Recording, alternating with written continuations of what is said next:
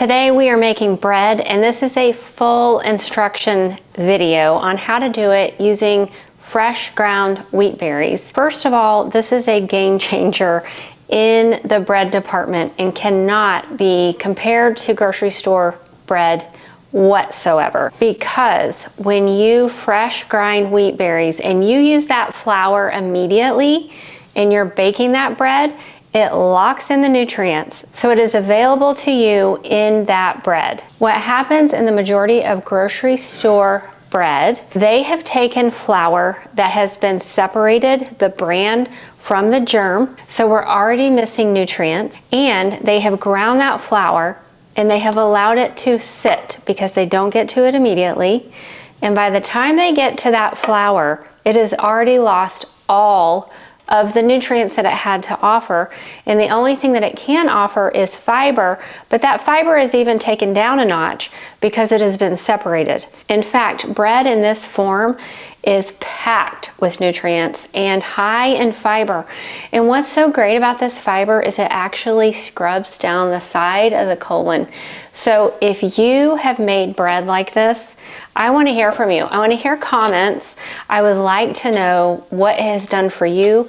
When I first was introduced to this type of bread, to making your own bread from scratch like this, the person that had introduced me had been off of 10 different medications because of the bread, just from switching out her bread. I was sold, and so we started making it. We would make pancakes and bread, cookies, biscuits, all kinds of amazing things. First of all, it has phytic acid. With that phytic acid in the form that it's in the wheat, with the vitamins and minerals and nutrients, when you're eating it in moderation, that phytic acid is actually working for you instead of against you. Phytic acid helps our body to get rid of radiation, EMFs, that stuff coming from the Wi-Fi, things like that.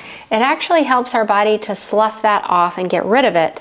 So it is our friend, but we want to use it in moderation. So that is the key, is moderation. I am going to give you a warning. So when I first was introduced to the bread, because I am a recovering carboholic, to be honest, and I would have pancakes for breakfast, I would have a sandwich on this bread for lunch, I would have a piece of toast with my dinner, and then for dessert I would have a cookie. That is way too much. First of all, I wasn't drinking near enough water. So when you up your fiber, you need to up your water to make sure that you are flushing it through. So make sure that you are drinking enough water if you start having this type of bread. Second, I was eating way too much. So anything out of balance is too much, and we know that. If I were to eat only eggs all day, I would have a problem. That is no longer healthy. We know that. So you've got to keep it in balance. So this is what I tell people to optimize your nutrient levels and your health, is if you are having bread for breakfast, be done. If you know that you're having hamburgers for dinner and you're going to use a bun, by the way, I make my buns with this recipe, then don't have bread for breakfast. And then that way it does not cause a weight problem, it does not cause a health issue, and is actually your friend working for you. So all I am saying is, if you start doing this, just remember that we need to have balance and use it in moderation, and then it is a big plus in your life. So this is my favorite recipe, bar none, and I'm going to be making a loaf of regular bread and a loaf of cinnamon bread, which my family absolutely loves. And I will have to say, the last loaf only lasted us 2 days, and my grandbaby goes crazy over it, and it's okay because it is super healthy for her, and it is helping her. What nobody wants to talk about, TMI, bowel movements, but if anyone is constipated, then they wish they knew how to help get relief, right? This is a great way to get relief. So again, I'm asking you to comment below and let me know, have you made bread like this? Are you familiar with this? There has been so much controversy on this subject, and I had sat down with Becker, who actually was a scientist in the beginning. She went and got her master's. She has studied this like nobody's business. We have a conversation about all of the pluses, and there is a ton of comments on there that are negative, fighting against it. But she has done her legwork, and what I know for me is when I'm eating it in moderation, I feel amazing. I don't gain weight, and it is actually helping my energy level. It has a good source of B. It has a good source of vitamins, a good source of minerals. I mean, the proof is in how we feel. And a lot of people have come to me and have told me the same thing for them, that the bread has helped them not be constipated, to feel amazing. It doesn't hurt their gut like other breads do. And so without further ado, let's get into the bread making, and I'm gonna zip it on the education, and we can talk about that more, but I'm gonna put the link below with the interview with Sue Becker so that you can go and watch that. It's amazing information, and this does not have glyphosate. This is organic. I get it from Montana. I have talked to the people that produce the wheat. I actually ordered mine from Sue Becker, but that's where it came from. It is from Wheat, Montana. First of all, I ground my wheat just a minute ago. That fresh flour, and this is my Bosch. So a Bosch is my hands. This is my hands so that I don't have to personally knead it. I've had this for probably 15 years. I've been making my bread for my kids as they were growing up, and I got gifts for Christmas to help me because it makes it so much easier. Some people enjoy doing it with their hands, but I'd rather just let this machine go while I'm doing something else. The first thing that I did was I put 1.5 cups of warm water. You want it about 100 degrees. And then I added 1/3 cup of oil. I used butter. You can use olive oil, coconut oil, avocado oil. I want to encourage you not to ever use canola oil, never use seed oils, because the way they are processed, they are harming your body, and we don't want to do that. Next, I have 1/3 cup of honey. That is my sweetener of choice. You can use sucanat, you can use honey crystals, you can use coconut sugar, whatever works best for you. I used 2 teaspoons of sea salt, and today I used Redmond's, which is a great brand. It has about 83 trace minerals in it, so it's doing a lot of good for your body.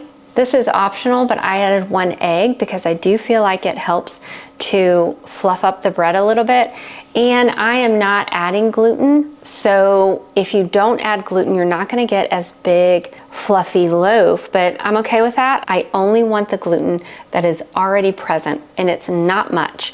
So a lot of people that are gluten intolerant can eat this. I also added 2 tablespoons of lecithin. That also helps to fluff up the bread. The lecithin also helps for the bread to last a little bit longer, giving it a longer shelf life, but it doesn't last long around here, so that's not something that we have to worry about. I also added 1/2 cup of flaxseed, which helps to add even more fiber, some healthy omega-3s. Flaxseed is so good for your skin, has vitamin E. Amazing. Get more flaxseed in your life and you will be thankful. And now I add 2 cups of the fresh ground flour. It's nice and warm and ready to top with the yeast. I go ahead and start the machine, get that mixed up, and then I add 1 tablespoon of yeast.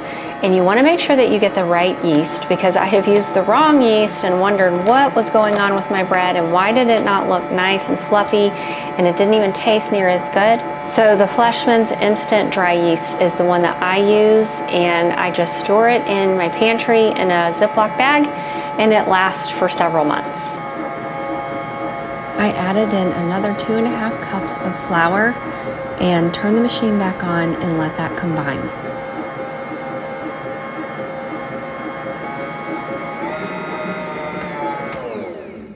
I go ahead and feel it, and if it's sticky, then you want to add a little bit more flour just until you get a soft dough ball. And at that point, we're going to let the machine go for about 5 to 6 minutes, and that's when it's doing its job kneading, and then we're going to let it rest.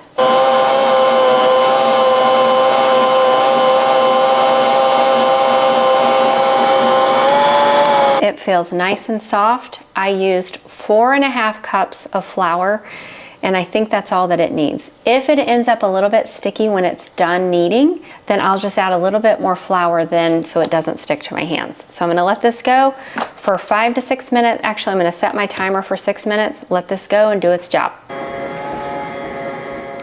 Kneading is done. And so I'm just gonna take this and put it in my oven.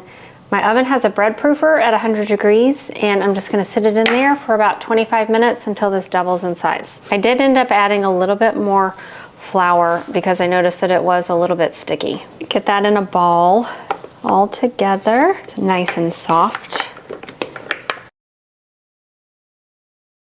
Now you're gonna wait until it is doubled in size, and then it's gonna be time to get them in the pan.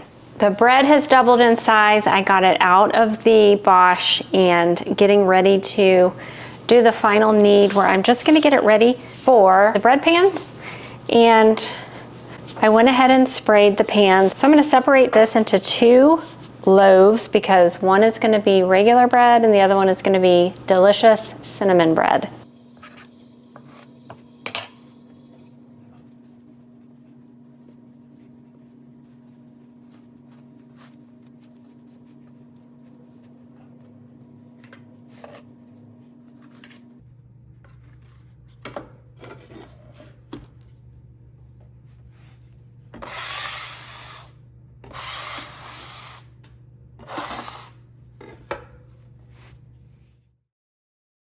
Roll that out so that we can get it fully covered with cinnamon and sucanat. I use the sugarcane natural.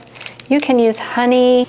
I like every bite to have that delicious cinnamon ooey gooeyness. The more the better. I'm first gonna add a little bit of butter.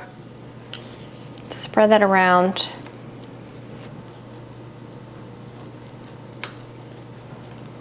And now we are going to sprinkle it with sucanat. I just put mine in a container. I get mine in bulk, and I do buy mine at breadbeckers.com. I go there, actually. I like to go there. Okay, now I'm gonna put my cinnamon, and I like a lot. I mean, we don't wanna choke, but I like it fully covered with the cinnamon, tip to tip.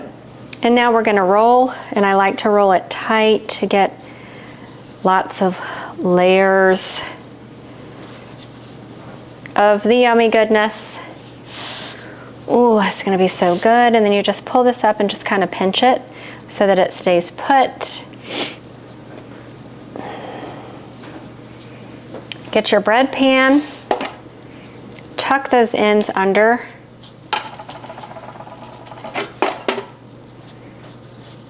And we want the seam to be on the bottom. So just hold it together, turn it over, and drop it in the pan. It's gonna turn out great.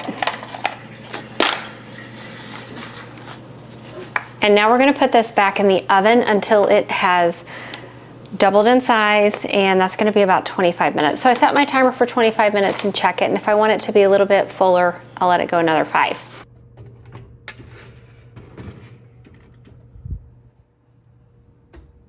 I got a little mess to clean up here. I still have my oven proofed on 100 degrees, which I love that feature. If you don't have that feature, you can just put it in your oven and turn the light on and close the door. You just want to make sure that it's warm. My bread is finished proofing, and I started the oven at 350 degrees, and I leave the bread in there while it's warming up. It actually helps it to rise a little bit more, give it a little bit more fluff. So I'm gonna bake it I'm gonna start checking it at 20 minutes, but usually it takes about 30. Sometimes I'll put a sheet of aluminum foil over the top just to keep it from browning too much, but it just depends. So just keep an eye on it. And then you get to have that warm, delicious, wholesome bread. I want to thank you so much for watching. Please leave a comment and let me know what you're doing about your health. What are the things that you have in play to help you be the healthiest that you can be? That's what this channel is all about. Me just sharing some things that have helped me along my own health journey and that can hopefully help you as well. And if you would like to donate to my channel, I have a link down below to buy me a cup of coffee. I would greatly appreciate it. And if not, I just appreciate you tuning in. Thank you so much, and I'll see you next time. Have a great day.